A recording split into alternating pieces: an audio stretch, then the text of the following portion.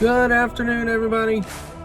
This is Tyler Brewer with the Brewer Breakdown, and we've got breaking news from both OU and OSU.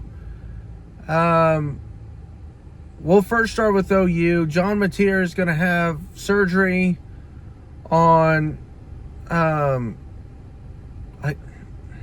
want to say it's on his wrist, because that's what I saw from one station, but I'm not completely sure. It's somewhere in that wrist hand area, and is going to miss a little bit of time. I guess that injury happened in the first quarter of the OU Auburn game. So John Mateer is going to be out. Michael Hawkins is in.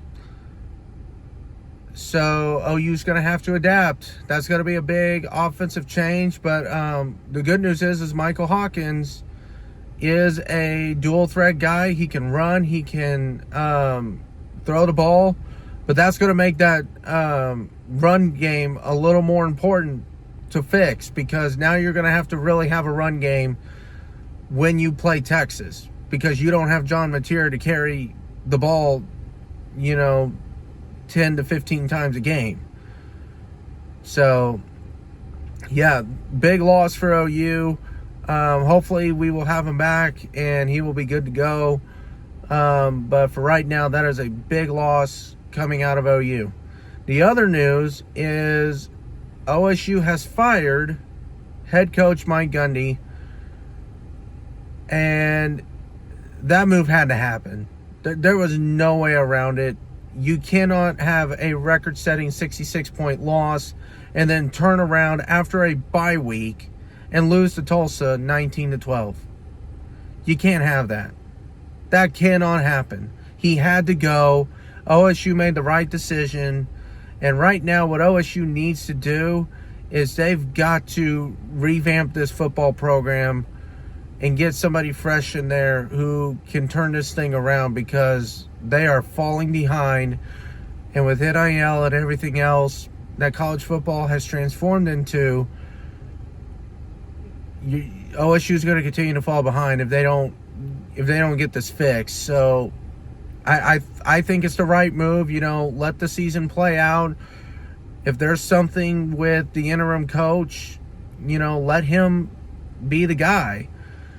But if not, then just let the season ride and worry about your coaching search, because that's what you got to focus on, is the coaching search.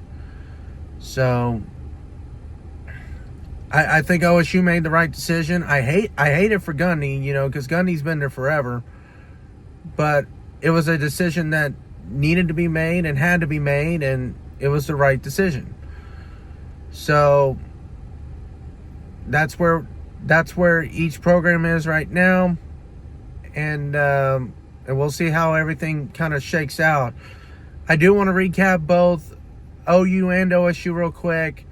More so OU because OSU, we know what happened and what resulted from it.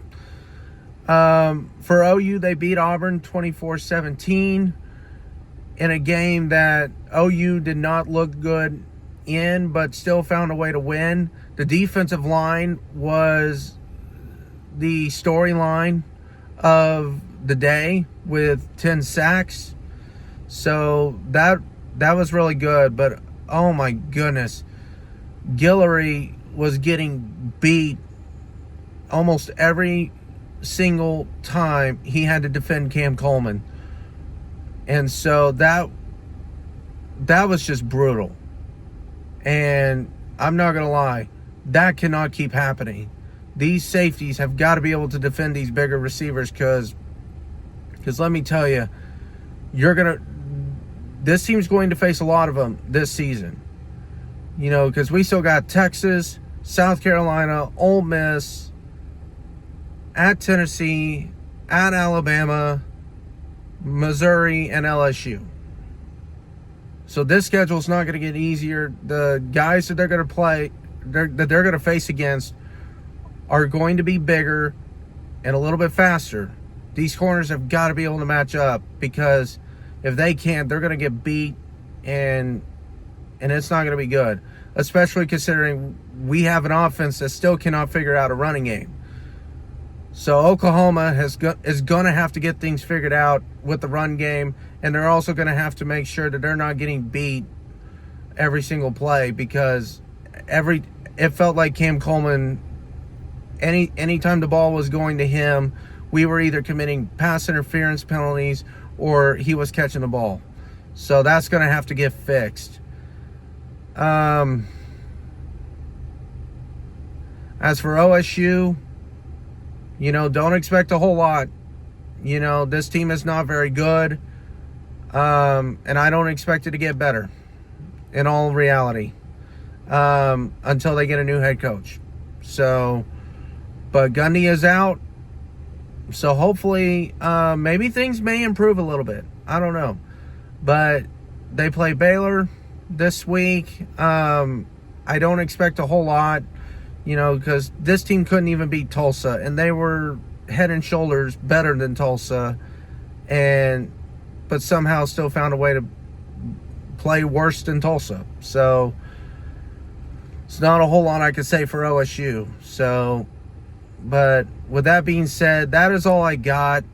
I will have much more throughout the week. OU is on a bye, so we'll preview OSU and Baylor later this week, and we'll go from there. That's all I got. Y'all have a good rest of your Tuesday, and we will have more later.